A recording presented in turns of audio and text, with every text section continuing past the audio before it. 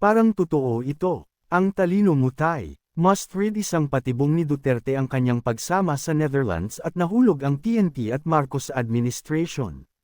Hindi lingid sa kaalaman ng marami na matagal nang matalas ang pananaw ni dating Pangulong Rodrigo Rody Duterte pagdating sa larangan ng politika at estratehiya. At sa nangyari kahapon, kung saan siya ay agad gustong dalhin sa Netherlands nang hindi dumaan sa tamang proseso, tila malinaw na nagtagumpay siya sa isang napakaingat na bitag laban sa kasalukuyang administrasyon at sa Philippine National Police, PNP. Ang paglabag sa Rome Statute at ang Poisonous Tree. Isa sa pinakamahalagang aspeto ng batas sa International Criminal Court, ICC, ay ang pagsunod sa Article 59, 3, ng Rome Statute, na nagsasaad na ang sinumang inaresto ay may karapatan munang dumaan sa korte ng kanilang sariling bansa para sa interim release o pansamantalang paglaya habang inaayos ang proseso ng pagsuko.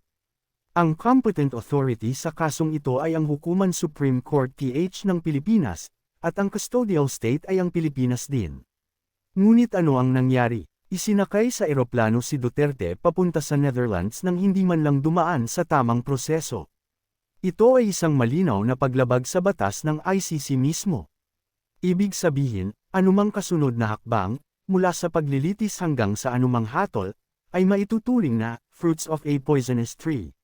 Sa madaling salita, kung ang mismong pagkakaaresto ay may depekto, lahat ng ebidensyang susunod ay maaaring ibasura.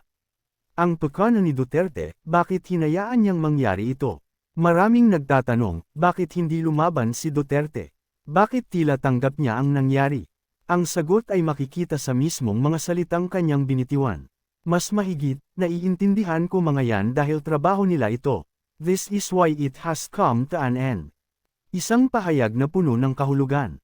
Ipinapakita nito na alam niyang darating ito at hinayaan niya ito mangyari, hindi dahil wala siyang magawa, kundi dahil gusto niyang ilagay sa alanganin ang PNP, ang ICC, at ang Administrasyong Marcos. Ang mensahe ay malinaw, ang PNP at ang gobyerno mismo ang lumabag sa due process, hindi siya. Sa ganitong paraan, hindi lang niya napakita ang kahinaan ng kasalukuyang administrasyon, kundi inilagay rin niya sa peligro ang mismong kaso laban sa kanya. Paano nahulog ang Marcos admin at PNP sa bitag? Isa, pagsunod ng PNP ng walang due process sa halip na siguruhing dumaan sa Korte ng Pilipinas, agad nilang isinuko si Duterte sa ICC, isang hakbang na labag sa batas na kanilang sinusunod. Dalawa, pagkawalang kibo ng administrasyon sa halip na ipagtanggol ang soberanya ng bansa at igiit ang tamang proseso, tila hinayaan lang ng gobyerno na mangyari ito, na nagpapakita ng kanilang kahinaan sa pandaigdigang entablado. Tatlo, pagtibay ng argumento na may bias ang ICC dahil sa hayagang paglabag sa Article 59, 3, lumakas ang argumento na ang ICC ay hindi patas at ginagamit lamang laban sa mga pinunong hindi kaalyado ng kanluran. Ano ang posibleng mangyari ngayon? UN Security Council intervention ng mga bansang tulad ng Russia at China ay maaaring kumilos upang suspindihin ang ICC precedents laban kay Duterte, gamit ang paglabag sa Article 59, 3 bilang matibay na batayan. Pagkawasak ng kredibilidad ng ICC kung ipagpipilitan ng ICC ang kaso laban kay Duterte, maaaring tuluyan itong mawalan ng kredibilidad, lalo na kung mapatunayan na ito ay naging isang kasangkapan lamang ng politika.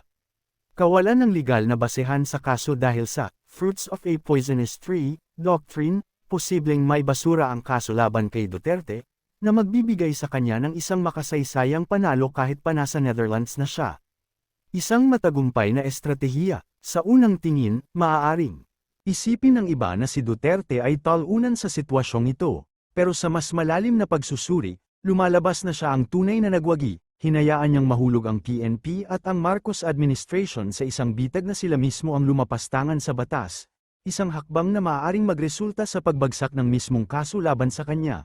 Kung sakaling ito ang maging dahilan ng pagbagsak ng kredibilidad ng ICC, masasabi nating nagtagumpay si Duterte sa pinakamalaking laban ng kanyang buhay, hindi sa pamamagitan ng dahas, kundi sa pamamagitan ng isang maingat at matalinong estratehiya. Good luck Mr.